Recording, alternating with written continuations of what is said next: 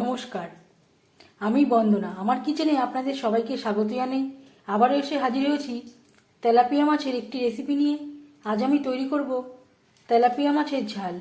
Tilapia মাছের ঝাল রান্না করার জন্য আমি এখানে 7 পিস তেলাপিয়া মাছ নিয়েছি, যেটা পরিষ্কার করে ধুয়ে নিয়েছি। সবার প্রথমে আমি মাছ ম্যারিনেট করব। দিয়ে দেব স্বাদ মতো লবণ, আর লাগছে পরিমাণ মতো হলুদের গুঁড়ো। লবণ হলুদ মাছে বেশ ভালো করে মেখে নেব। সহজ একটা রান্না, মাছের ঝাল। আপনারাও মাঝে মধ্যে রান্না করে থাকেন, তবে আমি কিভাবে মাছের ঝাল রান্না করি সেটা খুব সহজভাবে আপনাদের সাথে শেয়ার করব। এই রেসিপিটি আমি তেলাপিয়া মাছ দিয়ে করছি। আপনারা চাইলে আপনাদের ইচ্ছে অনুযায়ী অন্য যে কোনো মাছ দিয়ে এই রেসিপিটি তৈরি করতে পারেন। লবণ হলুদ মাছে বেশ ভালো করে মেখে নিয়েছি। তেল আমি গরম করে নেব। তেল আমি গরম করে নিয়েছি। আমি রান্নাটা করব রিফাইন অয়েলে। আপনারা চাইলে যে কোনো কুকিং অয়েলে রান্নাটা করতে পারেন। এবার দিয়ে দেব ম্যারিনেট করে রাখা মাছ।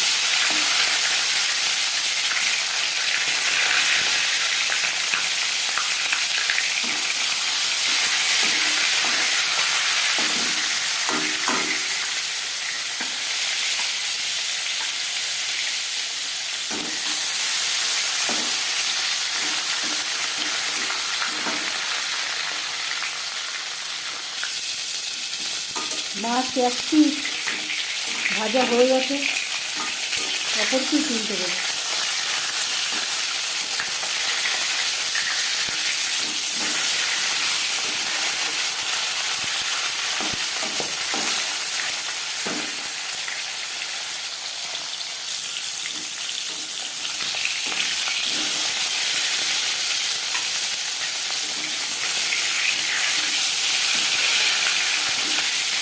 মাছ ভাজা হয়ে গেছে, একটা পাত্রে উঠিয়ে নেব।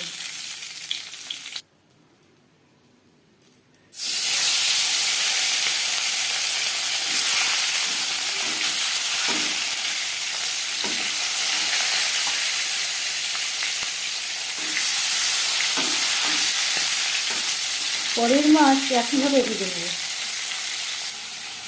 তেলাপিয়া মাছের ঝাল রান্না করতে আমি নিয়েছি 4টে পেঁয়াজ কুচি করে কেটে নিয়েছি, 2টো টমেটো টুকরো করে কেটে নিয়েছি, আর লাগছে ধনেপাতা।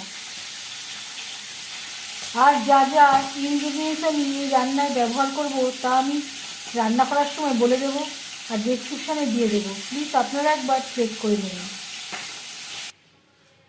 মাছ ভেজে নেওয়া তেলে দিয়ে দেবো পেঁয়াজ কুচি।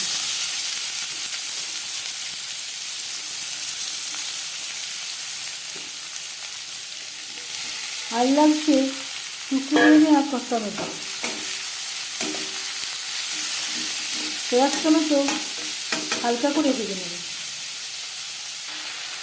পেঁয়াজ টমেটো হালকা করে ভেজে নেওয়া হয়ে গেছে। এই পর্যায়ে দিয়ে দেব আদা বাটা, কাঁচা লঙ্কা বাটা। ছোটো চামচের আমি 2 চামচ মতো ব্যবহার করলাম।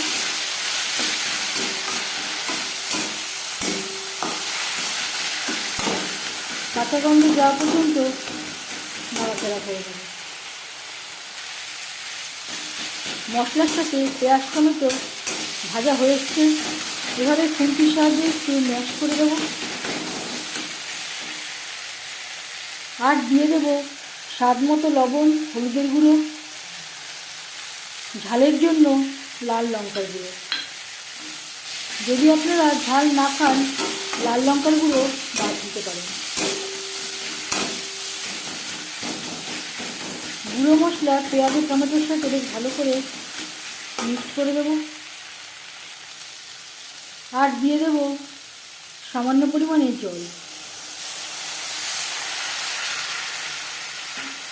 মাছ ম্যারিনেট করা থালাটা ধুয়ে আমি সামান্য পরিমাণে জল অ্যাড করলাম।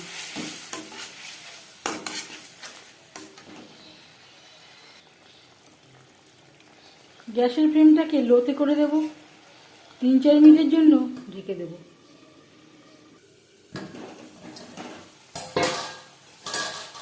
প্রায় 5 মিনিট হতে যাচ্ছে। মশলা বেশ ভালো করে কষিয়ে নেওয়া হয়ে গেছে। লো ফ্লেমে যদি অনেকটা সময় ধরে মশলা কষানো হয় তাহলে রান্নার স্বাদ খুবই ভালো হয়। এবার দিয়ে দেব জল।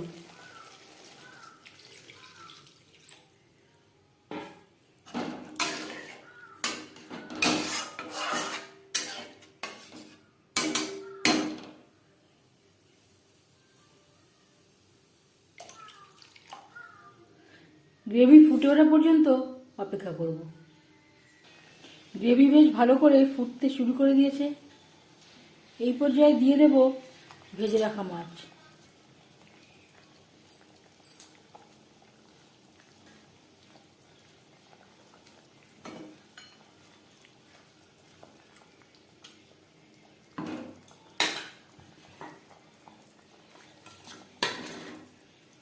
গ্রেভির সাথে মাছ বেশ ভালো করে মিক্সড করে দেব। গ্রেভির সাথে মাছ আরও 4-5 মিনিট রান্না করব। গ্রেভির সাথে মাছ বেশ ভালো করে সেদ্ধ হয়ে গেছে। এবার যাচ্ছি ফাইনাল স্টেপে। সবশেষে দিয়ে দেব ধনেপাতা কুচি।